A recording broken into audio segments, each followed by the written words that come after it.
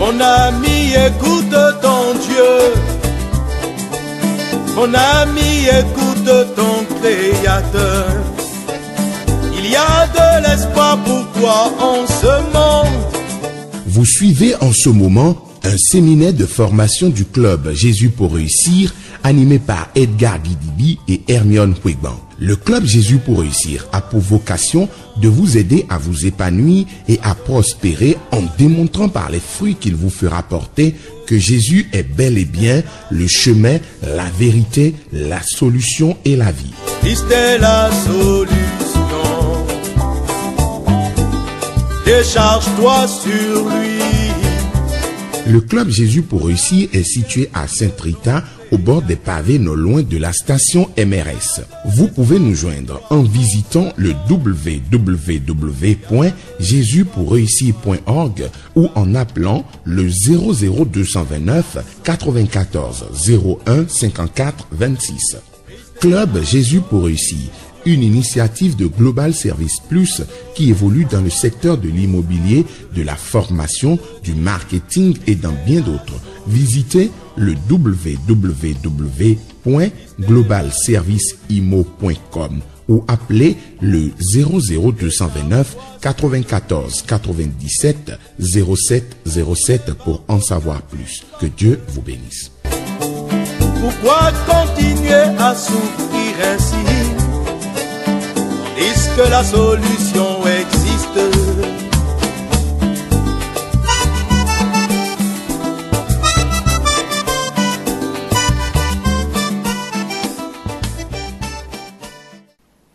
Excellent Père de gloire, merci. Merci pour cette journée, merci pour notre pays le Bénin, merci pour nos autorités comme tu as demandé de prier pour eux. Merci Seigneur pour chacun de nous qui sommes ici, chacun avec nos familles, nos conjoints, nos enfants, nos activités professionnelles. Merci Seigneur parce qu'en ce début d'année 2013, tu es encore avec nous en train de nous donner ta sagesse, celle à faute de laquelle nous périssons. Merci Seigneur de nous donner ta connaissance. Merci Seigneur de nous faire grâce. Merci Seigneur de nous bénir. Merci Seigneur, comme toujours, de venir ici. Ô Saint-Esprit de Dieu, nous t'invitons, nous te donnons la carte d'invitation d'honneur. Sois le premier ici Seigneur, prends les devants, prends le contrôle. Fais de nous un canal disponible, utilisé, malléable, souple pour ta parole. Prépare les cœurs ici, fais de chacun d'entre eux un terreau dans lequel ta parole va rentrer, va porter des fruits qui vont transformer des vies, des fruits qui vont permettre aux uns aux autres au monde de voir en nous des témoins de Jésus-Christ. Éternel mon Dieu, merci parce que tu es avec nous comme toujours. Merci parce que tu prends les devants. Merci parce que tu nous impactes. Merci parce que tu transformes notre vie en transformant nos carrières. Parce que tu as dit que tu béniras l'œuvre de nos mains. Donne-nous, Seigneur, maintenant d'apprendre à performer dans l'œuvre de nos mains. Sois béni, Seigneur.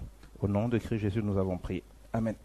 Nous sommes donc là pour échanger cette semaine sur 10 clés, 10 secrets pour décupler, c'est-à-dire pour accroître sensiblement, pour multiplier de façon importante sa performance professionnelle. Comme d'habitude, nous commencerons donc par les attentes. Quelles sont vos attentes par rapport à ce thème-là? Je précise pour ceux qui ne se sont pas encore inscrits, que vous avez votre carte de membre ou pas, rapprochez-vous de David parce que nous allons commencer un certain nombre de nouvelles choses.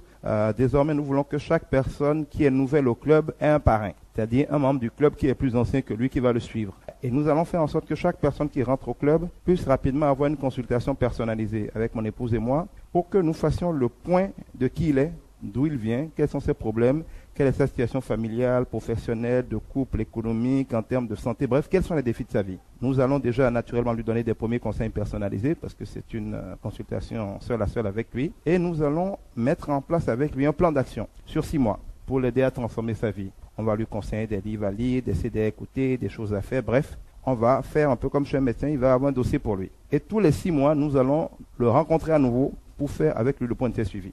Le point de ses évolutions, le suivi de ses évolutions. Le problème étant que l'homme est ingrat par définition, tous autant que nous sommes. Comme tous les jours, nous avons des difficultés. Comme tous les jours, dans tous les cas, il y aura des problèmes à régler. Nous oublions très très vite, quasiment instantanément, les problèmes qui sont réglés. Quand un problème est là, on y pense, dès qu'il est réglé, on oublie. On ne voit que les autres problèmes. Et parce qu'il y a toujours de nouveaux problèmes, on a l'impression qu'on n'a pas bougé, parce que tous les jours, on règle des problèmes. Mais on ne s'arrête pas pour faire le point des problèmes que Dieu a déjà réglés. C'est bon de temps en temps de se dire, à la date X, voilà les problèmes que j'avais. Je ne pouvais pas avoir 10 000 francs par mois, je ne pouvais pas manger, j'allais manger chez ma tante tel. Aujourd'hui, j'ai toujours des problèmes, mais c'est pour payer mon loyer, ça veut dire qu'en temps, quand même, je prends un appartement. Ah, j'ai des problèmes, j'ai pas d'argent pour payer ma moto, mais ça veut dire qu'en temps, quand même, j'ai acheté une moto. Ah, j'ai des problèmes avec mon patron parce qu'il me fatigue au boulot, mais ça veut dire qu'en temps, j'ai eu un emploi. Il est bien de temps en temps, c'est pour ça dans la Bible, on parle du livre du souvenir.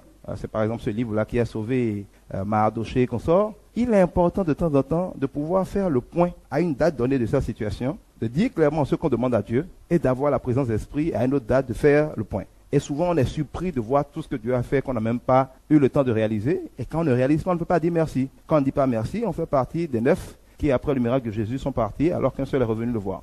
Et donc, nous voulons pouvoir ne pas être des ingrats, pouvoir régulièrement faire le point, pouvoir rendre grâce à Dieu et pouvoir avec vous planifier la suite. Et entre 2 consultations personnalisées, en dehors des formations, en dehors des coachings, les parrains seront donc affectés à chaque personne pour les suivre, pour les coacher, s'ils ont des problèmes, attirer notre attention dessus. Bref, ça va être un peu vos parrains dans le club pour veiller à ce que chacun soit personnellement pris en compte. Parce que comme je le dis, je ne suis candidat à aucune élection, je ne suis pas pasteur, donc je n'ai pas besoin de la foule pour la foule. Franchement, c'est pas ça le plus important pour moi. Je préfère avoir 2 personnes ici dont la vie change que d'avoir 1000 personnes qui sont contentes de dire je vais chez Gidibi. Quand on vient chez Gidibi, franchement, ça ne change rien à ma vie. Mais ce qui changera quelque chose à ma vie, c'est de dire lui là, sa vie a changé. Lui, sa vie a changé. Elle, sa vie a changé. Donc c'est ça qui m'intéresse. Et même si c'est vrai que ce n'est pas beaucoup de temps, je ferai beaucoup de sacrifices pour que nous soyons sûrs de ne rien oublier, de ne rien négliger, pouvant contribuer à ce que vos vies changent vraiment. Donc, inscrivez-vous, que vous ayez payé vos cartes de membre ou pas, inscrivez-vous au moins pour qu'on sache qui est là, afin de vous prendre en compte dans ce travail d'affecter à chacun un parrain pour pouvoir avancer. Alors, les attentes. Comment reconnaître donc ses propres performances avant de pouvoir les accroître? D'accord. Quoi d'autre? Moi, je voudrais demander suite à cette question-là, si ça sera illustré par la Bible. Merci. Oui. Une autre question. Bonsoir. Vous avez parlé de 10 secrets. J'aimerais savoir s'il n'y en a que 10 ou bien si vous avez fait un effort de les réunir en 10. D'accord. Oui. Merci. Moi, ma préoccupation, à la fin de la séance de ce soir, je voudrais savoir de façon pratique comment m'imposer dans mon service à travers mes compétences professionnelles. Que mettez-vous dans le mot imposer? Oui, avoir de l'influence, être incontournable, être recherché. Donc c'est l'influence. Oui. Parce qu'imposer peut vouloir dire beaucoup de choses, hein? Oui. D'accord. Quoi d'autre? Pourquoi accroître ses performances professionnelles en fait? D'accord. Alors prenez l'habitude, quand vous voyez un thème, vous devriez faire cet exercice-là avant d'arriver. Parce qu'il n'y a pas de bon chemin pour celui qui ne sait pas où il va. Quand on sait ce qu'on a comme problème dans un domaine, on est beaucoup plus efficace et on tire beaucoup plus d'un séminaire là-dessus que quand on y va comme simple spectateur. Donc quand vous voyez un thème, que ce soit pour vous-même, prenez le temps de préparer d'avance, de faire le point de où vous en êtes dans ce domaine-là, de vos difficultés dans ce domaine, de vos attentes dans ce domaine, de vos défis dans ce domaine, de ce que vous auriez aimé pu faire alors que vous êtes limité à cause de cela, de ce que vous pourriez faire si vous étiez plus fort dans ce domaine. Faites cet exercice comme ça en pensant à d'autres choses avant de venir. Et si vous avez des thèmes où par exemple vous connaissez des gens qui justement vous pensez, tiens, je connais telle personne qui aurait besoin de savoir mieux mobiliser ses collaborateurs, n'oubliez pas que nous sommes d'abord dans un centre chrétien. Et on vous traitera comme vous traiterez les autres. Dieu vous donnera comme vous donnez aux autres. Personne ne vous demande de l'argent. Mais au moins, donnez aux autres la gentillesse de leur faire du bien. Comme on dit, quand on reçoit gratuitement, on donne gratuitement. Donc, ne soyez pas égoïste, ne pensez pas qu'à vous. Pensez à vos amis, pensez à vos proches, pensez à vos parents qui ont des problèmes dans les domaines où nous faisons de la formation. Pour ce qui est de vos conjoints, c'est même une nécessité absolue de leur faire participer à la formation. Parce que je vous le dis, il vaut bien le noter, parce que demain, il ne faudra pas me dire que je n'ai pas dit. Si vous grandissez à la vitesse où on grandit au club Jésus pour réussir, sans votre conjoint, vous aurez rapidement des problèmes de couple. Parce qu'au cas où vous ne le réaliserez pas encore, en Jésus, on renouvelle son intelligence. En Jésus, toutes choses deviennent nouvelles. Quand quelqu'un découvre Dieu et tout ce qu'il y a de merveilleux dedans, consciemment ou inconsciemment, il fait une révolution quasiment à 360 degrés de sa vie. Ça peut être brutal, ça peut être progressif. Mais à moins de ne pas être au contact de la parole de Dieu, il fera cette révolution-là. Mais à mesure que vous faites cette révolution, vous étiez par exemple à un point donné avec votre épouse ou avec votre mari. Vous commencez à grandir et à vous décaler, vous vous retrouvez là. Mais elle ne peut pas vous comprendre, ou il ne peut pas vous comprendre. Il va trouver que vous êtes fou, vous n'êtes pas normal. Les choses sur lesquelles vous étiez ensemble d'accord, vous allez commencer à ne plus être d'accord avec elle, vous allez commencer à défendre exactement le contraire, vous allez vous opposer à ça. Les choses que vous aimiez faire ensemble avant, vous trouvez maintenant que c'est bizarre, que ce n'est plus bon. Les réactions que vous n'aviez pas, vous commencerez à les avoir. Mais si vous ne vous débrouillez pas pour que la personne avec qui vous partez votre vie, immédiatement vos conjoints, c'est l'urgence. Mais si vous vivez avec des parents, avec des frères, ainsi de suite, si vous ne vous débrouillez pas pour qu'ils viennent partager ce qui vous arrive, vous allez être en déphasage avec votre environnement. Et cela contribuera à ce que vous soyez persécuté. Parce que les autres ne vous comprendront pas. Ils auront l'impression que vous faites le malin. À juste titre, on est là tous ensemble, on fait la même chose. Toi, je ne sais pas qu'est-ce que tu fais. Et puis maintenant, tu viens faire le malin sur nous. Tu dis ça, c'est pas bon, c'est ça. Ils vont vous prendre pour un fou. Et vous allez passer beaucoup de temps à gérer des conflits avec eux. Comme vous avez raison ou pas, ça ne change rien. Et c'est pour ça qu'un conseil que j'insiste pour vous donner, c'est que si vous commencez à grandir dans la foi, surtout quand vous commencerez certainement déjà à porter des fruits, débrouillez-vous pour faire ce chemin-là avec votre conjoint. Sinon, vous allez avoir de sérieux problèmes. Et je connais des gens qui ont divorcé pour ça. Et, de vous à moi, si vous faites ce genre de chemin, en n'ayant aucun souci, vous devez prendre la peine de grandir avec les autres. Parce qu'autrement, vous allez être rapidement en déphasage dans l'environnement où vous êtes. Oui, on a une question là-bas. J'aimerais savoir comment identifier les freins à l'accroissement de ces performances. Identifier les freins à la performance. D'accord? Oui. Oui, je voudrais demander que parmi les 10 secrets, existe-t-il un qui est plus important ou est-ce que les 10 secrets sont liés l'un à l'autre? Rien important Oui. des secrets. D'accord? Bonsoir, monsieur. Bonsoir. J'ai 2 petites questions. La première, c'est comment faire pour savoir si on est performant? Bon, c'est un peu ça, c'est comment savoir si on est performant. D'accord. La seconde, c'est en rapport avec ce que vous venez de dire en expliquant le problème du conjoint. En fait, c'est pas mon cas, mais j'aimerais demander quelqu'un qui est intellectuel, qui se marie à une femme ou bien à un homme et qui n'est pas un intellectuel. Alors comment il fait? Il envoie, il ne comprend pas le français. Comment il va se débrouiller pour comprendre? Quoi? Comment ça s'est passé quand vous êtes mariés? En fait, c'est pas mon cas, mais je suis en train de vous poser une question. Oui. Est-ce qu'il y a l'une des personnes, est-ce qu'ils étaient au début dans la même situation et l'un est devenu intellectuel? Ou bien ça a toujours été comme ça depuis le début? Non, mais un peu partout. Il y a des gens qui sont intellectuels. Ils se marient, il y a des gens qui ne comprennent rien. Intellectuel. Oui. Il y a d'autres questions? Il y a d'autres questions où on peut y aller? Nos performances viennent-elles de la perception que nous faisons de nous-mêmes? Oui. C'est bon? Est-ce que les 10 secrets équivaut à 2 personnes qui mènent 2 activités différentes? C'est applicable à tous? Oui. Bonsoir, monsieur. Bonsoir. Le thème de la formation, c'est 10 secrets pour décupler vos performances professionnelles en 2013.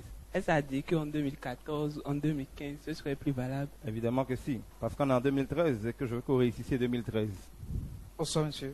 Bonsoir. Oui, c'est pour savoir s'il y a la différence entre compétence et performance. S'il y a un lien entre les deux. Compétence, performance. Performance. Ok. C'est bon? Alors on va avancer.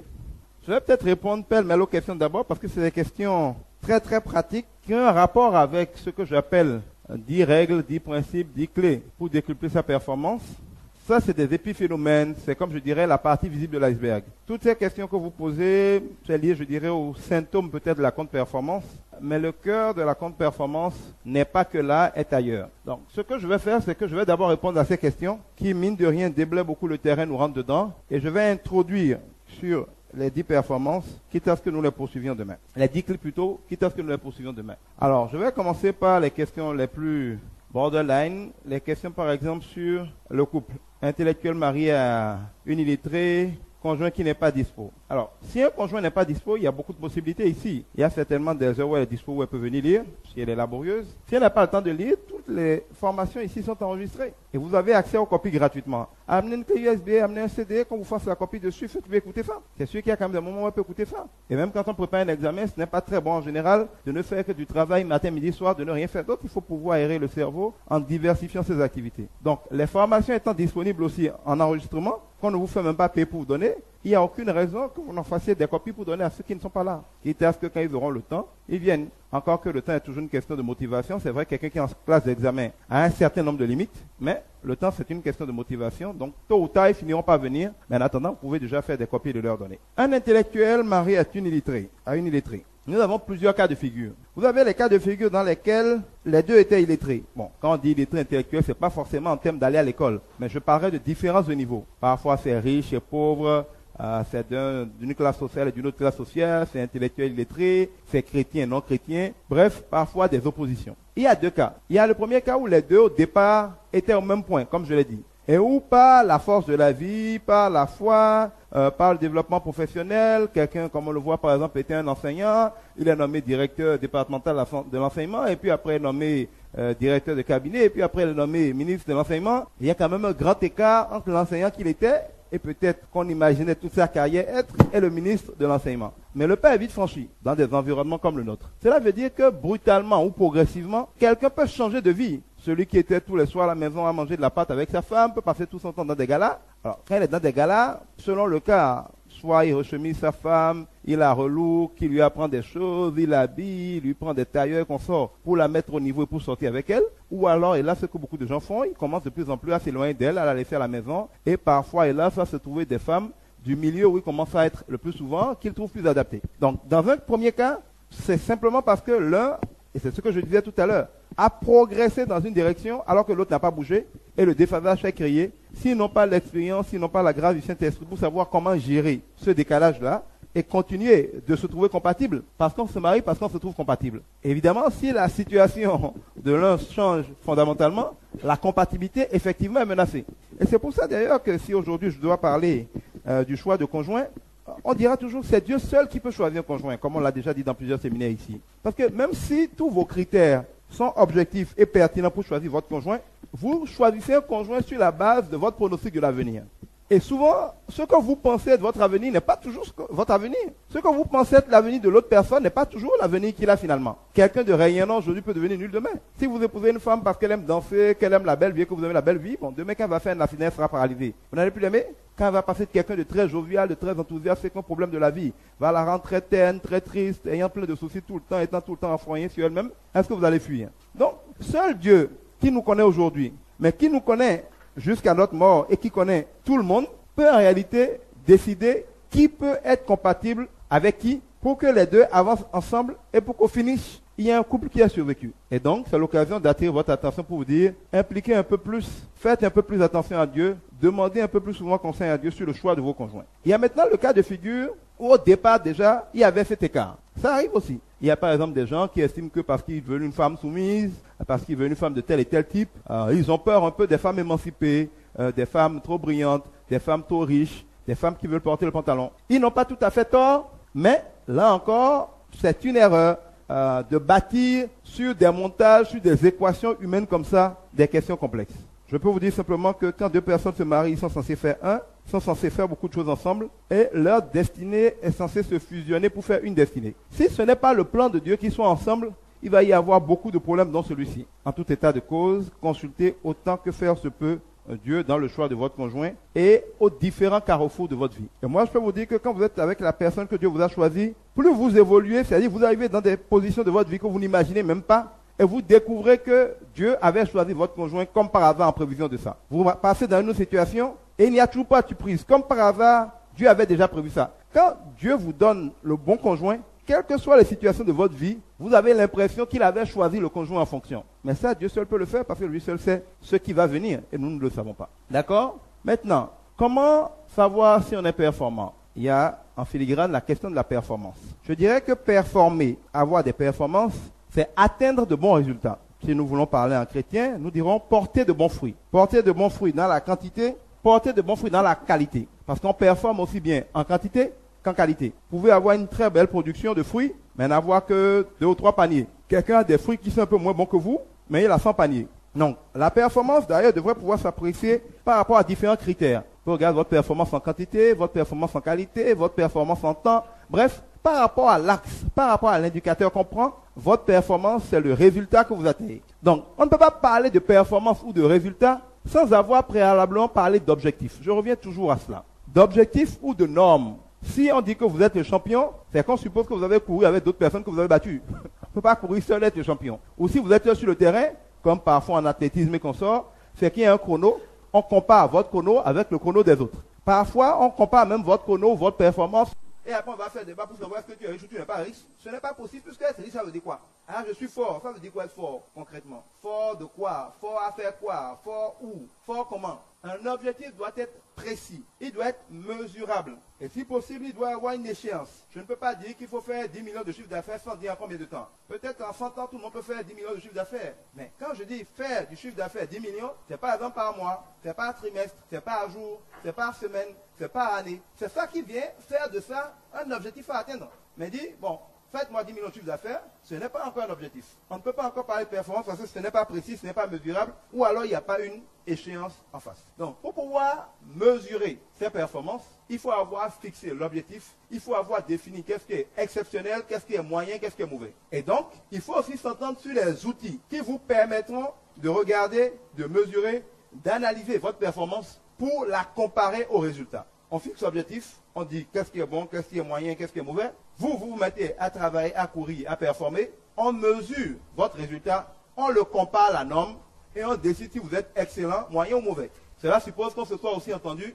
sur les outils à prendre en compte pour faire la mesure au moment venu. Si on ne s'entend pas sur l'indicateur, si on ne s'entend pas sur la mesure de l'indicateur, il ne peut qu'y avoir problème. Et beaucoup de fois, les gens ne s'entendent pas sur la mesure des indicateurs. Quelqu'un peut dire par exemple, bon, quand moi je parle du chiffre d'affaires, je parle du chiffre d'affaires brut. Combien les clients payent? Quelqu'un d'autre dira non, non, non, moi je parle de nos profits quand on a enlevé nos charges. Un autre dira non, non, non, non, moi je parle de nos commissions. C'est trois choses différentes, les trois sont du chiffre d'affaires en théorie. Si l'indicateur n'est pas précis, si l'outil qu'on prend pour le mesurer n'est pas précis, vous n'allez pas pouvoir faire cette évaluation-là. Donc, pour savoir si on est performant, après avoir fait tout ce que je dis, il faut se mettre au travail, mesurer son résultat et le comparer à ce qu'on avait défini comme norme. Et voir par rapport au référentiel où on se trouve. Ça peut être votre patron, ça peut être vos parents, ça peut être une tierce personne qui vous fixe la norme. Mais il est souhaité que même si personne ne vous fixe la norme, vous-même, quoi que vous ayez à faire, vous fixez ces normes-là par rapport auxquelles vous essayez d'être constant, par rapport auxquelles vous essayez de vous améliorer. Donc vous ne devez pas attendre forcément que quelqu'un vous soit le policier pour vous dire ça c'est bon, ça ce n'est pas bon, fais ci, fais ça. Vous-même, vous devez faire ça tout le temps. Et d'avoir travaillé, quel que soit votre patron, parce que parfois votre patron peut ne pas avoir la compétence qu'il faut pour vous pousser, pour vous motiver, pour vous coacher, pour vous fixer des normes et vous pousser. Mais vous-même, vous devez savoir que où qu'on soit, il faut savoir pourquoi on est là. Il faut avoir son objectif. Il faut pouvoir le traduire en indicateur mesurable. Il faut s'entendre soit avec son patron, soit pour soi-même sur qu'est-ce qu'on vise. Il faut se mettre à travail en le mesurant régulièrement. On ne peut pas, par exemple, gérer ce qu'on ne mesure pas. Donc, il faut pouvoir mesurer régulièrement le résultat. Et il faut le comparer à ce qu'on s'est fixé comme norme pour déterminer où on en est. Si on est très très brillant, on a dépassé ce qui est prévu, bravo. Ça veut dire qu'on est très fort, mais parfois ça veut dire aussi que la norme a été mal fixée. Ah oui. Si on est très très loin en bas, attention, ça veut dire qu'on est très mauvais, ou alors que la norme a été mal fixée. Si vous prenez un jeune commercial qui vient de sortir de l'école, il n'a jamais rien vendu, vous le fixez comme objectif de faire 100 millions de chiffres d'affaires par mois, c'est sûr que la norme est mal fixée. Quoi qu'il fasse, il sera en dessous. Mais à l'heure du bilan, il faudra revenir pour dire, mais est-ce que l'objectif de 100 millions a été réaliste? On fixe pas n'importe quel objectif, n'importe comment. Et on ne peut pas fixer le même objectif à deux personnes. Un élève de CM2 qui fait du sport à l'école, on ne peut pas lui fixer le même objectif de saut en hauteur qu'on va fixer à un athlète qui va aux Jeux Olympiques. Et on ne peut pas comparer le saut de l'enfant en utilisant le référentiel d'un athlète qui va aux Jeux Olympiques. Il faut tenir compte de ces subtilités pour pouvoir donc reconnaître ses performances et savoir si on est performant ou pas. Le rapport entre la performance et la perception de nous-mêmes. On y reviendra certainement, mais je dirais déjà qu'il y a la performance, il y a la perception de vous-même. Mais dans le vous-même, il y a le vous-même par rapport à vous, mais il y a surtout le vous-même par rapport à Dieu. Toute performance, c'est-à-dire tout bon résultat, tout dépassement, suppose une énergie, une force qui est difficile sans qu'on y croie. Si on fait le développement personnel, on parlera de motivation et ainsi de suite. Mais puisque nous sommes ici avec Dieu, je parlerai de foi. Si vous ne croyez pas que vous pouvez faire quelque chose, il y a peu de chances que vous le puissiez. On peut croire qu'on va réussir à faire quelque chose et ne pas y arriver. Mais il est très très rare et presque impossible que quand on est convaincu qu'on ne peut pas faire quelque chose de difficile, on se retrouve à arriver à le faire.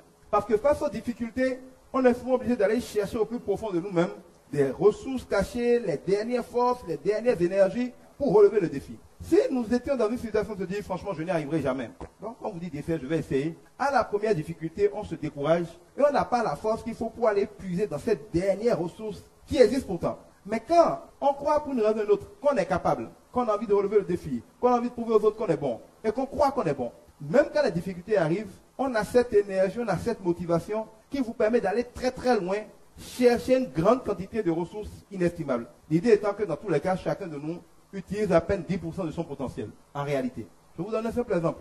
Si vous êtes quelque part, on vous dit de faire le sport une fois par semaine. On vous dit de courir, c'est difficilement que vous courez. Mais si je lâche un berger allemand qui commence à vous poursuivre, si je mets le chrono, vous risquez de battre le champion du Bénin en 100 mètres. Ou bien, c'est vrai ou c'est faux? Qu'est-ce qui se passe entre les deux? Pourquoi un individu qui ne peut pas faire peut-être 10 km à l'heure, alors qu'on le supplie de le faire, fait subitement 100 km à l'heure quand un chien est derrière lui? Pourquoi un gars qui ne peut pas sauter une corde de 1 mètre, saute des murs de 3 mètres rapidement, surtout de l'autre côté quand il y a la mort? Vous vous êtes jamais demandé ça? C'est des performances extraordinaires, à situation extraordinaire, parce que le corps sent que là, je n'ai pas le choix, il faut que je fonce. Le corps n'a pas le temps d'éviter, de réfléchir, d'avoir peur, de se demander s'il ne va pas se blesser. Il fonce et il est capable de faire des choses que sur le papier il ne devait pas être capable de faire. Vous pouvez rentrer chez vous, comme je dis souvent. Vous êtes malade, vous avez la fièvre, vous avez la tension, vous ne pouvez pas vous lever. Posons, vous êtes au collège. Puis il y a peut-être une soirée, ce soir, vous ne voulez pas trop y aller. Peut-être arrêter parce que vous n'avez pas de cavalier, comme quand on est jeune. Puis subitement, une fille derrière laquelle vous courez depuis 2 ans, vous appelle pour dire, bon, ce soir, mes parents m'ont autorisé à sortir, tu veux qu'on y aille? Mais vous oubliez que vous êtes malade. Vous bondissez, vous vous lavez, vous portez très bien, vous faites une excellente soirée, on oublie que vous êtes malade. Vous pouvez revenir le samedi matin et être malade. Mais cette soirée-là, vous serez en bonne santé. Vrai ou faux? Vrai ou faux? Mais vous n'avez jamais pris la peine de réfléchir à ces phénomènes-là. C'est pas que vous faites la comédie. Votre maladie n'était pas la comédie. Et votre forme, quand vous avez invité, n'était pas la comédie. Comment on passe de l'un à l'autre en quelques secondes? Par la foi. À un instant, vous dites, là, c'est-à-dire la motivation, l'enthousiasme, l'énergie que vous avez pour relever un défi, balaie de revers de la main toutes les réticences. Alors que dans l'autre cas, les réticences sont là, vous effraient, et vous les regardez au lieu de regarder votre potentiel en termes d'énergie, parce que votre motivation est faible. Et c'est pour ça que la foi rentre en ligne de compte.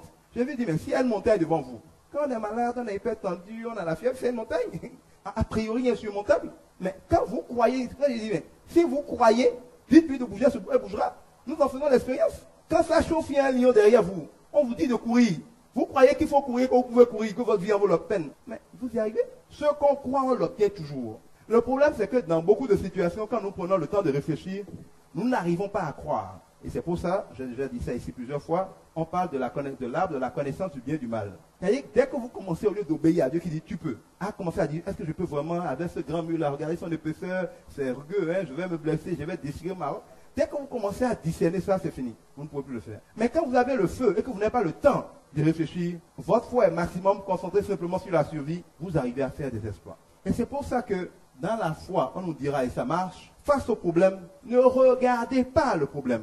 Ne regardez pas la montagne. Ne regardez pas la difficulté. Regardez à l'Éternel. Ne regardez pas, et c'est une question importante, ça n'a l'air de rien, mais si face à une montagne, vous regardez la montagne, évidemment, il faut foutre le camp. Vous ne pouvez rien faire face à une montagne. Si face au problème, vous regardez le problème, vous regardez, vous ne pouvez rien faire. Mais si vous vous rappelez que nos capacités, ou plutôt, que les capacités de Dieu commencent là où s'arrêtent les nôtres, si vous vous rappelez que je puis tout par celui qui me fortifie, non pas par moi, face à la montagne, vous ne regardez plus qui vous êtes. Vous regardez à qui vous êtes connecté. C'est pour ça que je dis, si vous êtes connecté au CEP, rien ne peut vous arriver. La foi et la puissance spirituelle, c'est quelqu'un qui, face à la vie, sait que lui n'est rien.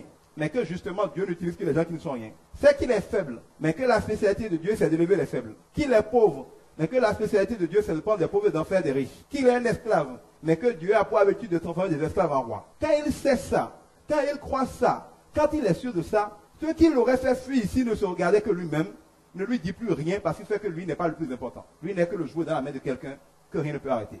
Et donc, si votre perception de vous-même, c'est vraiment vous-même, vous allez fuir, vous n'allez pas être performant. Mais si votre perception de vous-même, c'est d'être simplement un bouton qui permet de déclencher Dieu, il n'y a rien qui puisse vous empêcher d'être performant. Parce que rien ne peut empêcher Dieu d'être performant.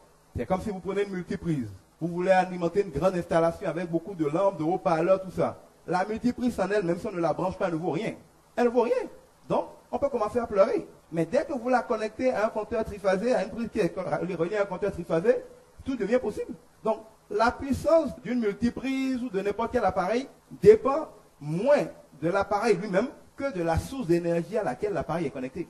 On peut tout en Christ, non pas par nous-mêmes, mais par celui qui nous fortifie. Et c'est pour ça qu'il dit, tout en disant de ne pas mentir, qu'est-ce que Dieu nous dit? Que celui qui est faible dise « je suis fort ». Ça veut dire quoi? A priori, c'est comme si Dieu me demandait de mentir. Quand Dieu dit que celui qui est faible dise « je suis fort », c'est comme si Dieu me demandait de mentir. Mais bien sûr qu'il ne nous demande pas de mentir.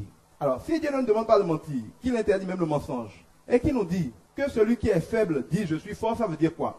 Ça veut dire que par la foi, que celui qui se sent faible ne confesse pas de sa bouche sa faiblesse, mais qu'il confesse sa force par Dieu qui est en lui. Donc, si vous vous percevez comme faible, juste pour vous rappeler qu'en Dieu vous êtes fort, ce n'est pas grave. Mais si vous vous percevez comme faible, et donc en conséquence incapable de performer, vous avez un problème de foi qui est votre vrai handicap.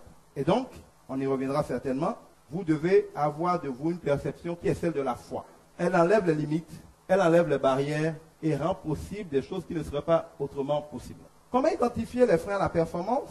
Il faut pouvoir regarder, on l'a vu un peu et on y reviendra certainement dans le séminaire sur les techniques d'identification et de solution de problèmes. C'est ça un peu, c'est le thème. Identifier les problèmes et mieux les résoudre. Si vous voulez pouvoir identifier les freins à la performance, il faut pouvoir analyser votre performance. Voir qu'est-ce que vous avez visé comme résultat, qu'est-ce qui ne va pas dans les faits et qu'est-ce qui a créé l'écart. Vous souhaitez par exemple faire 10 millions de chiffres d'affaires, vous n'arrivez finalement à en faire que 2. Il faut aller au-delà de ces chiffres-là et regarder concrètement qu'est-ce qui s'est passé dans le mois. Combien vous avez vendu? À qui vous avez vendu? Où vous avez essayé de vendre, ça n'a pas marché. Quels produits ont été vendus? Quand ont-ils été vendus? Par des anciens clients, par des nouveaux clients? Est-ce une seule personne qui a tout acheté ou quelques personnes qui ont beaucoup acheté? À quel moment les gens achètent? Bref, il y a beaucoup de choses que vous devez analyser dans la situation pour arriver à identifier où est le vrai problème, où est le vrai frein. C'est tout le séminaire qui est consacré à ça, donc je ne vais pas entrer dans les détails, mais il s'agit d'auditer le problème pour y déceler tout ce qui peut l'avoir créé. Et pour y déceler aussi, parmi les choses qui ont pu créer le problème, quelles sont les causes déterminantes. Parce qu'on l'a vu ici avec la loi de Pareto, toute chose a beaucoup de causes. Mais il y a toujours 20% des causes qui expliquent 80% du problème. Si vous prenez par exemple une boutique, que vous avez 10 produits dedans, et que vous faites par exemple 10 francs de chiffre d'affaires, il ne faut pas vous imaginer que chaque produit fait en moyenne 1 franc de chiffre d'affaires. C'est faux. Vous allez avoir plus ou moins 2 ou 3 produits qui vont faire à E3 80 francs, ou bien en tout cas 80% de votre chiffre d'affaires. Si c'est 10 produits 10 francs, vous allez avoir 2 ou 3 produits qui vont rapporter 8 francs. Tandis que les 6 autres produits ou les 7 autres produits n'ont rapporté que 2 francs. Si vous avez par exemple dans une classe ou dans une école sans étudiants, il y en a peut-être 2 ou 3 qui vont devenir de grandes personnalités, des gens qui vont réussir.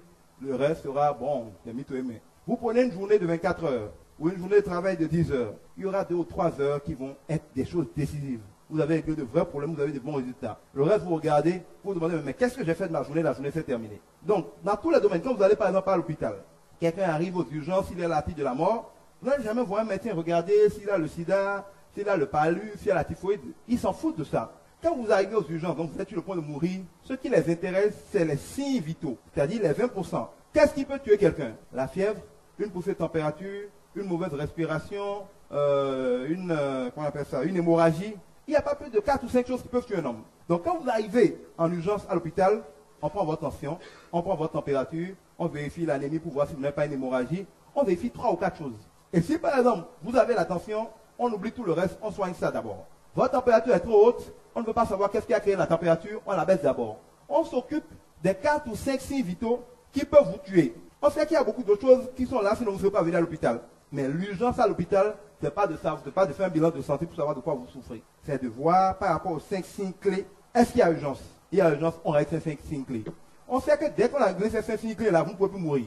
Et maintenant que vous n'êtes plus à l'article de la mort, à la minute près, on peut prendre le temps maintenant de faire des analyses pour voir de quoi vous souffriez. Si vous arrivez dans un hôpital en urgence et qu'on commence à vérifier dans votre sang le palu, la typhoïde, la coqueluche et comme ça, vous allez mourir.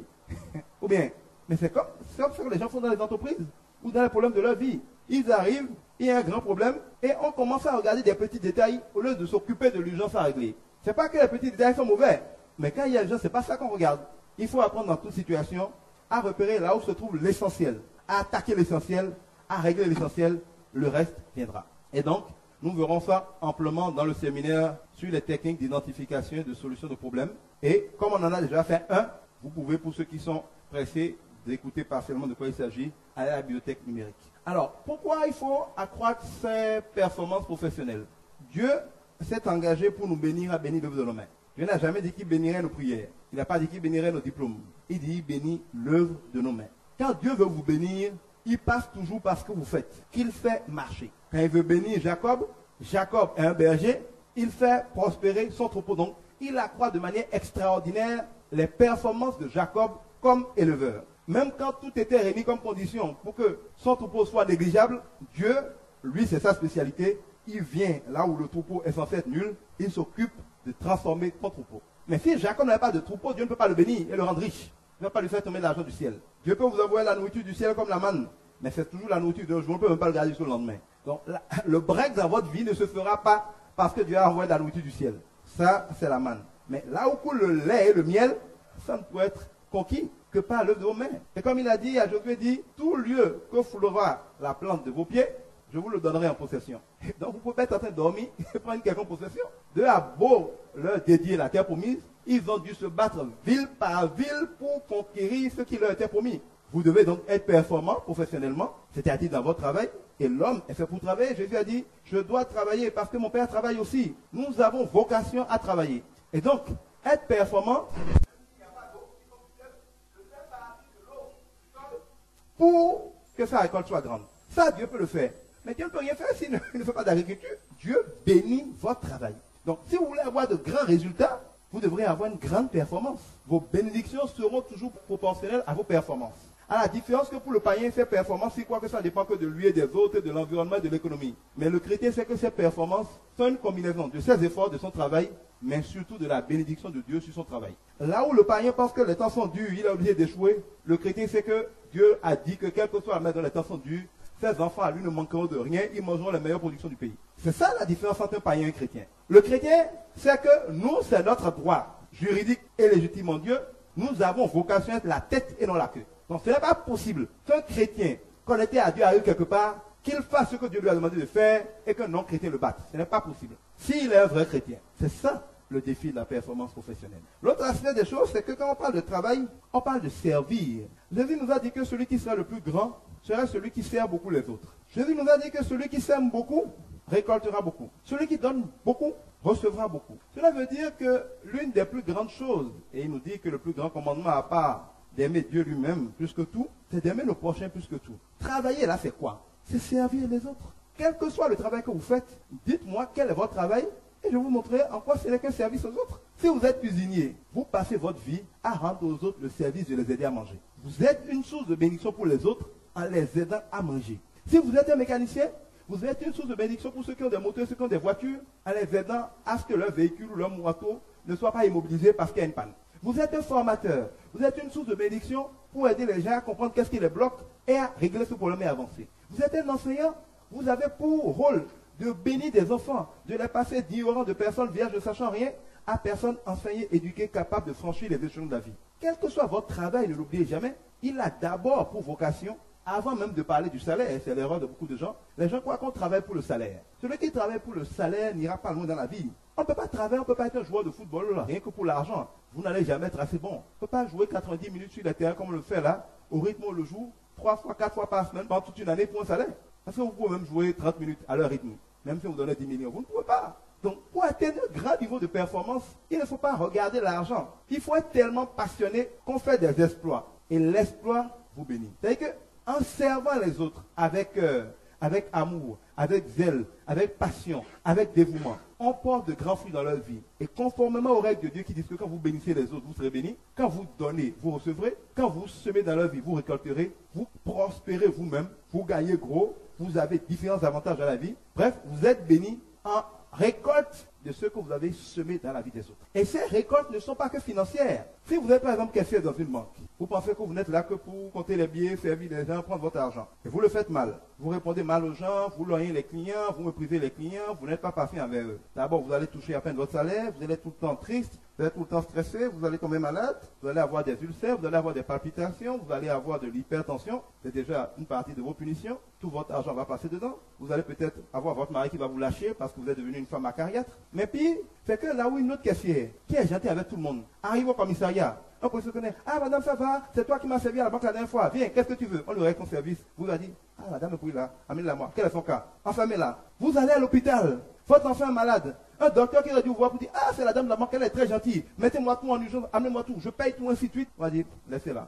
Vous ne réalisez pas que quand vous êtes à la caisse, vous êtes au service à la clientèle dans une entreprise, vous croisez des milliers de personnes qui sont tous quelque part dans la vie, qui ont tous une valeur, qui sont tous des potentielles personnes que Dieu va utiliser pour vous bénir. Si vous vous comportez comportez bien avec ces personnes, si vous les servez bien, si vous êtes performant dans votre travail avec eux, toutes ces personnes, à l'occasion, vous béniront. Moi, je ne veux pas dire le nombre d'endroits où je vais, où j'ai des faveurs, simplement parce que les gens estiment que je fais du bien gratuitement. Mais l'inverse, c'est vrai. Donc, si vous ne faites pas bien votre travail, au-delà d'être vous-même malheureux, au-delà de risquer de perdre votre emploi, donc de manquer de sources de revenus, vous perdez aussi toutes les bénédictions, toutes les récoltes spirituelles et matérielles qui vont avec une bonne performance professionnelle. Ne pas être performant professionnellement, c'est être incapable de servir efficacement les autres. Or, nous vivons pour servir les autres. Et parce que nous servons les autres, nous sommes bénis en retour. Beaucoup de gens font semblant de servir les autres. Ils créent des projets, ils créent des entreprises, ils créent des ONG, juste pour faire semblant de servir les autres afin de prendre leur argent. Ça marche quelques jours, ça ne peut pas marcher longtemps. Vous ne pouvez pas réussir en faisant semblant de servir les autres juste pour avoir leur argent. Vous ne pouvez réussir qu'en vous donnant à fond, totalement, entièrement, sincèrement,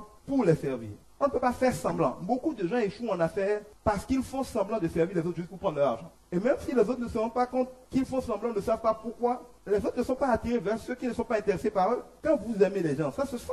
Quelque chose, je dirais Dieu, attire les gens que vous aimez vers vous. Si vous n'aimez personne, Dieu n'attirera personne à vous. Dieu ne peut pas attirer des gens à vous pour que vous les maltraitez, que vous les escroquez. Parce que c'est le Dieu de tout le monde. On dit notre Père, ce n'est pas votre Père à vous seul. Et donc, voilà autant d'enjeux de la performance professionnelle. Où que vous soyez, vous devez très bien le faire. Et Dieu dit, à celui qui est fidèle dans les petites choses, on en confiera de grandes. Mais si vous êtes planton, vous le faites mal en disant non, c'est parce que je suis planton, quand je vais devenir directeur, ils vont voir de quoi je suis capable, vous ne deviendrez jamais directeur. Il ne faut pas mentir à quelqu'un. Dieu ne vous laissera jamais devenir directeur si vous êtes incapable d'être un bon planton. Si en tant qu'agent de quelqu'un, vous ne faites rien de bon, en disant bon, moi je ne vais pas travailler, c'est lui le directeur, la casse se débrouille pour que le travail marche. Quand on va me nommer directeur, je vais leur montrer que moi je suis un bon directeur, Dieu ne permettra jamais que vous soyez directeur. On dit à celui qui s'occupe bien des affaires de son maître, on donnera les siennes. À celui qui est fidèle dans les petites choses, on donnera de grandes. Si vous n'êtes pas capable d'être fidèle dans les petites choses, on vous confie 1000 fois, vous n'êtes pas capable d'être honnête. C'est pas quand on vous confie 1 million que vous allez être honnête. Vous devez soigner une personne. Vous dites c'est pas important. Moi j'ai un don de guérison, mais il me faut une foule pour faire des miracles. Commencez d'abord à soigner l'enfant de la voisine qui est dans votre maison. N'attendez pas qu'on venisse la foule pour jouer le pasteur ou la prophétesse qui est puissante. Soyez fidèle dans les petites choses. Soyez performant dans les moindres petits détails. Plus Dieu voit, même si les patrons ne voient pas, même si les hommes ne voient pas, quand Dieu voit que vous êtes fidèle dans les petites choses, c'est lui-même qui va créer les temps et les circonstances pour vous en être de grandes. Si ce n'est pas chez votre patron actuel, il vous en fera ailleurs. Mais Dieu récompense toujours la performance. Parce qu'il a dit, si quelqu'un est fidèle dans les petites choses, je lui en donnerai de grandes. Il peut faire plaisir ou non à son patron. Et donc, il est très très important d'être performant. L'autre raison, c'est que regardez un joueur de football. Au-delà du fait qu'il est payé, sa première récompense, c'est son plaisir quand il gagne un match. C'est son plaisir quand il marque un but. Donc pour votre morale, pour votre santé, pour votre épanouissement, pour votre bien-être, quand vous êtes performant, vous vous sentez bien, vous vous sentez utile, vous vous sentez apprécié. Mais quand vous n'êtes pas performant, vous vous sentez malheureux, vous vous sentez triste, vous êtes frustré, vous vous déplaisez à vous-même. C'est bon?